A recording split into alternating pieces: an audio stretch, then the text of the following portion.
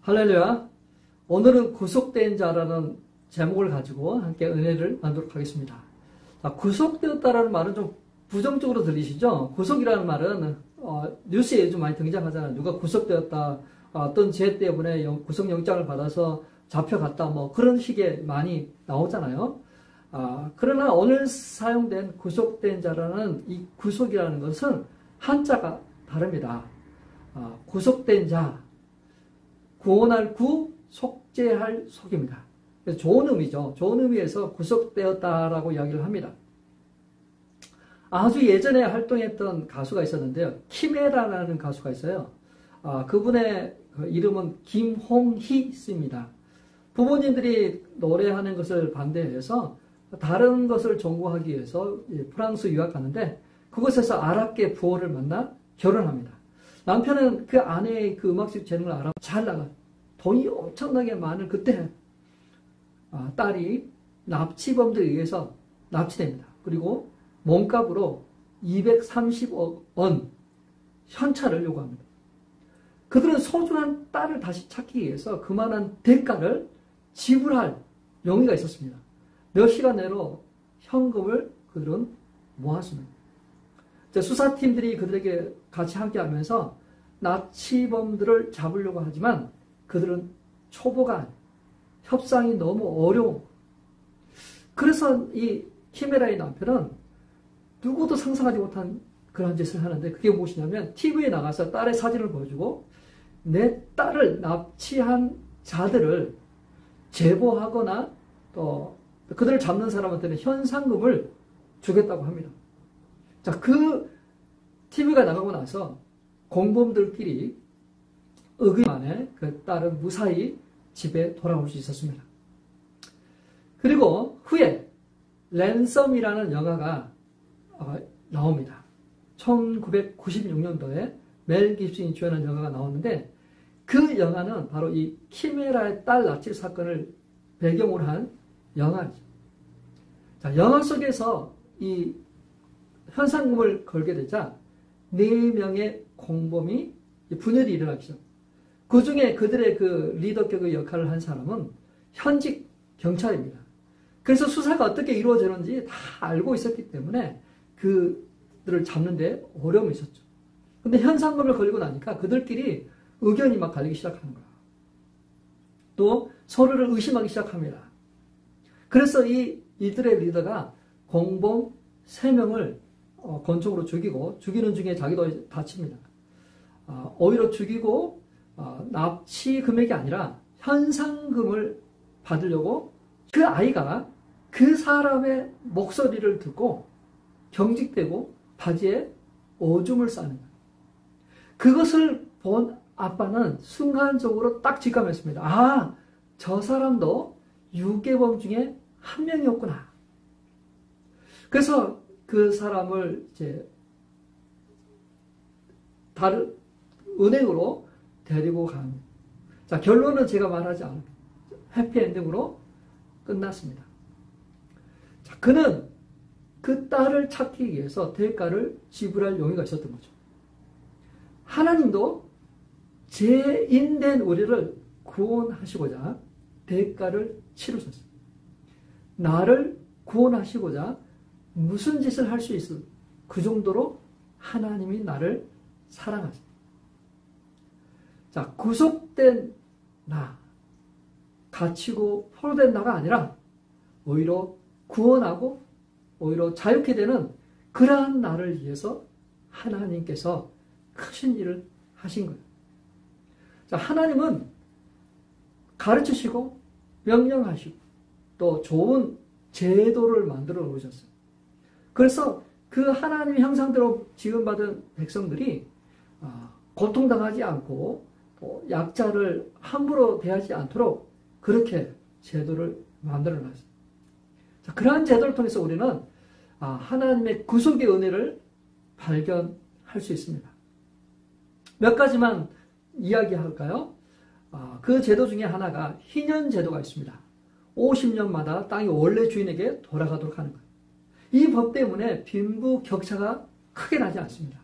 기업으로 받은 땅을 매매할 그런 게 불가능합니다. 또 힘 있는 사람이 빼앗을 수도 없어요. 왕이라도 빼앗을 수 없는 것이죠. 아합 왕이 나봇의 포도원을 빼앗으려고 했잖아요. 그것 때문에 아합 왕은 심판을 받게 됩니다. 자, 하나님께서 약자들을 위해서 구제할 수 있는 법을 만들어 놓으셨어요.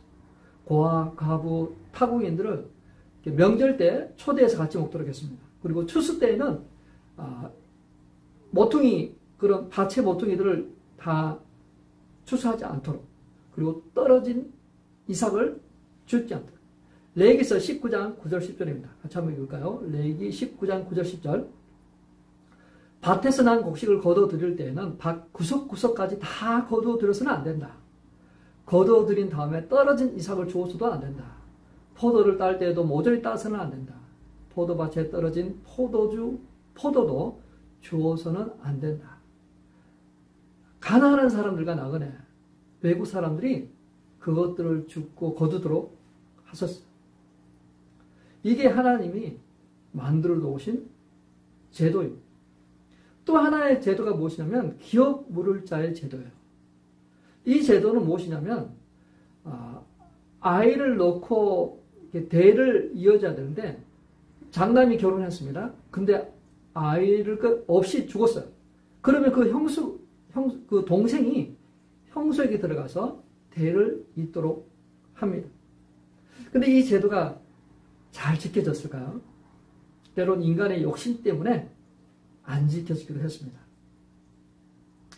유다의 집안 스토리가 좋은 얘기인 것 같아요. 유다는 12지파 중에 한 지파입니다.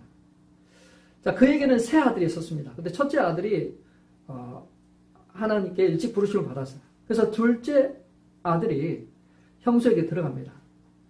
근데 마음속에 욕심이 생긴 거야. 아니, 형수에게 아기가 생기면 분명히 자신에게 돌아갈 수 있는 재산이 형의 자식에게 돌아가잖아요. 그래서 땅에다가 설정을 했다고 했어요. 하나님은 그걸 보시고 악하게 보시고 둘째를 데려갑니다. 자, 유다에게는 셋째 아들이 있는데 아직 어립니다. 그래서 유다가 며느리 다말에게 말합니다. 이 셋째는 너도 보다시피 어리니까 클 때까지 조금 너는 친정집에 가서 좀 기다려라. 근데 시간이 지나도 다말을 부르지가 않습니다. 셋째를 들어오게 하지 않습니다. 그러한 찰나에 유다가 다말의 집 근처에 양털 깎는다는 소식을 듣습니다. 그 말을 들은 다말이 몸을 파는 사람으로 변장해서 유다와 동침합니다. 유다의 지팡이와 도장을 담보로 받고 나중에 양 한 마리를 받기로 약속합니다. 다음 날에 유다는 친구를 시켜서 이제 자신의 지팡이와 도장을 찾으려고 했지만 그 여인을 찾을 수가 없었어요. 아니, 이곳은 몸을 파는 사람이 없는 곳인데 어떻게 그런 일이 일어났는지 이해할 수가 없다. 그들은 넘어갔습니다. 몇 개월 후에 며느리 다말이 임신했다는 소식을 듣습니다. 아니, 기업을 이어야 될 며느리가 다른 남자와 놀아댑니다. 그래서 다말을 돌로 치려고 할 때 이 지팡이와 도장의 주인의 아기를 가졌다고 알려줍니다. 유다는 지혜로운 그 다말을 칭찬하고 자신의 잘못을 이어줍니다. 다말은 예수님이 이 땅에 오는데 대를 이루는데 일조를 한 그러한 여성이죠. 자, 기업 물을 자. 룻기서에서도 나옵니다. 나오미는 베들레헴에 살다가 흉년이 드니까 남편과 두 아들을 데리고 모압 지방에 삽니다. 그 사는 중에 이제 아들도 다 장가들고 했지만 일찍 죽었어요. 그래서 남편도 죽었지 두 아들도 죽었으니까 나오미는 다시 베들레헴으로 돌아오려고 합니다. 며느리들을 보내는 거예요. 너희 친척 아비 집에 돌아가라. 첫째 며느리는 돌아갔고 둘째 며느리 룻은 어머니와 함께 따라옵니다. 자, 나오미는 이제 죽은 남편의 기업을 땅을 다시 찾고 대를 이어주기 위해서 기업 물을 자를 이렇게 초대합니다. 송문에 앉아서 이제 초대하고 그 기업 물을 자가 자신의 의견을 내는데 그는 말합니다. 내 재산에 손해가 생기는 것 같아서 나는 기업 물을 자의 역할을 수행하지 않겠습니다. 그래서 자신의 신발 하나를 벗어서 그 재판장에게 줍니다.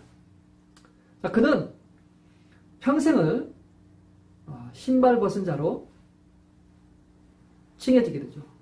부끄러움과 수치의 상징이죠. 신발 벗은 자, 신발 벗기운 자. 자, 그런 수치와 부끄러움 속에서도 자신의 재산을 지키려는 인간의 욕심이 느껴지세요? 지금도 이 세상은 욕심과 쾌락, 자신의 어떤 것을 누리기 위해서 무고한 사람들이 죽고 있습니다. 전쟁도 그래요. 정말 사람들의 생명을 소중히 여기는 것이 아니라 그걸 통해서 뭔가를 더 얻고자 하는 그런 인간의 욕망이 전쟁을 통해서 나타납니다. 인신매매가 있습니다. 어린아이들이 잡혀갑니다. 성적 쾌락의 도구로 사용되고 있어요. 사람들을 도우는데 인색합니다. 그러나 자신과 가족, 자신이 키우고 있는 반려동물을 위해서는 아까워하지 않는 게 지금의 현실입니다. 자, 하나님께서는 우리 이러한 인간들을 구원하시기 위해서 하나님께서는 독생자 예수 그리스도를 보내주셨습니다. 구속을 위해서 누군가 대가를 지불하는 희생을 치릅니다. 인간의 죄보다 인간의 욕심보다 더 큰 것이 하나님의 은혜. 나오미의 기업 물을 자는 거절했으나 그 다음 순위로 있는 하나님의 성품을 닮은 보아스는 자신의 것을 손해보더라도 자기가 그 역할을 감당. 더 나아가서 룻을 아내로 맞아들인 결혼합니다. 하나님의 은혜는 이렇게 준비되어 있습니다. 이스라엘은 애굽에서 정사를 했어요. 때가 차면 하나님께서 그들을 구속하십니다. 마지막 10번째 재앙이 내릴 때 각 가정에서 양을 잡도록 합니다. 양의 피를 좌우 문설주에 바르도록 합니다. 출애굽기 12장 13절이야. 내가 애굽 땅을 칠 때 그 피가 너희가 사는 집에 있어서 너희를 위하여 표적이 될지라. 내가 피를 볼 때 너희를 넘어가리니 재앙이 너희에게 내려 멸하지 아니하리라. 피는 하나님의 진노를 넘어가게 했어요. 피가 발라져 있는 집은 다 구원을 받았습니다. 자, 이 어린 양은 예수 그리스도를 예표하여 하나님의 심판에서 이 어린 양의 예수 그리스도를 통해서 구원을 얻도록 하셨습니다. 예수님은 완전하고 최종적인 피의 희생이 되셨어요. 우리 죄를 위한 대가를 치르시고 그 이름을 믿는 자에게 새로운 삶을 살게 하셨습니다. 예수의 피는 새 언약이고 완전한 언약이고 최종적인 언약입니다. 하나님의 공의와 사랑이 나타난 것입니다. 에베소서 1장 7절입니다. 같이 한번 읽을까요? 우리는 그 아들 안에서 하나님의 풍성한 은혜를 따라 그의 피로 구속 곧 죄 용서를 받게 되었습니다. 그의 피로 구속 곧 죄 용서를 받았습니다. 십자가는 우발적인 죽임이 아니에요. 일이 잘못돼서 벌어진 것도 아니에요. 그것은 계획된 일이며 예수님께서 이 땅에 오신 목적입니다. 우리를 죄와 사망의 권세에서 구원하시기 위하여 자유케 하시기 위하여 그렇게 하신 거예요. 십자가 위에서 예수님께서 선언하셨잖아요. 다 이루었다. 얼마나 복된 소식입니까? 구속은 복음의 핵심이에요. 이 구속은 하나님 우리에게 베풀으신 은혜입니다. 선물입니다. 우리 모두에게 허락한 선물이에요. 이 선물로 인해 풍성한 삶을 누리는 저와 우리 성도님 되시길 바랍니다. 자, 여기서 끝나지 않고 구속의 의대는 관계로 연결되는 거예요. 관계. 이 은혜를 잊기 전에 우리는 육신에 있었고 세상에 속했고 공중의 권세 잡은 자를 따랐습니다. 매이고 묶이고 포로되었습니다. 사망 권세 아래 무서워했어요. 근데 예수 그리스도의 구속을 통해서 모든 것으로부터 구원을 받았습니다. 하나님께 나가지 못하게 하는 가로막고 있는 휘장을 열어버리시고 주님의 임재가 되어 나가도록 하셨습니다. 사단의 정죄와 조롱을 무의미하게 만들어버렸어요. 하나님의 자녀 삼아주시고 성령을 모든 지혜와 총명으로 우리를 넘치게 하고 계세요. 저희 집 막내는 태어난 지 8일 만에 우리 집으로 왔어요.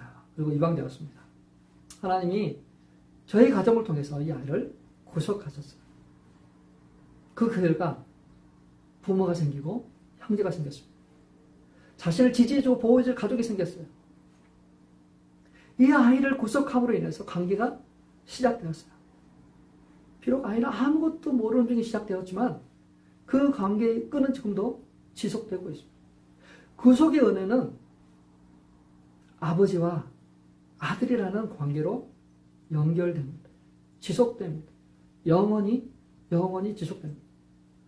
이것이 바로 절대적인 하나님의 은혜 아니겠어요? 그 안에서 보호받고 사랑받잖아요. 잘 되고 성공합니다. 내 아들의 미래는 활짝 열렸습니다. 한 인생의 삶과 미래가 완전히 달라지잖아요. 우리 믿는 자도 저와 우리 믿는 사람을 또 이와 같다고 생각합니다. 십자가 구속의 은혜는 관계의 시작이에요. 그냥 하나의 내가 구원 받았어. 이제 천당에 가. 그거 끝이 아니라 관계의 시작이에요. 하나님 아버지와 자녀의 관계가 시작되는 것입니다. 예수님은 나의 구원과 구속을 위해 십자가에 죽으셔 대가를 주신 그게 끝이 아니에요. 그것을 통해서 내가 하나님의 자녀로서 살도록 하나님과 교제하며 주님과 연합된 삶을 살아가는 그래서 그분과 교제하고 살아가는 그런 관계로 우리를 부르셨어요. 세상에서 가장 불행한 사람은 누구입니까? 거저주시는 하나님의 사랑을 모르는 사람이에요. 그것을 거절하는 사람입니다. 하나님 없이도 살아가려고 하는 사람입니다. 자, 그렇다면 세상에서 가장 행복한 사람은 누구인가요? 하나님의 자녀가 되어서 그분의 사랑과 보호 속에 살아가는 사람 아니겠어요? 자, 나는 어떠한 사람입니까? 세상에서 가장 불행한 사람입니까? 아니면 세상에서 가장 행복한 사람입니까? 구속된 자 되길 바랍니다. 세상에서 쓰는 부정적인 그 말이 아니라 구원할 구, 속량할 속, 예수 그리스도로 말미암아 구원받은 그러한 하나님의 백성 되시길 주님의 이름으로 축원합니다.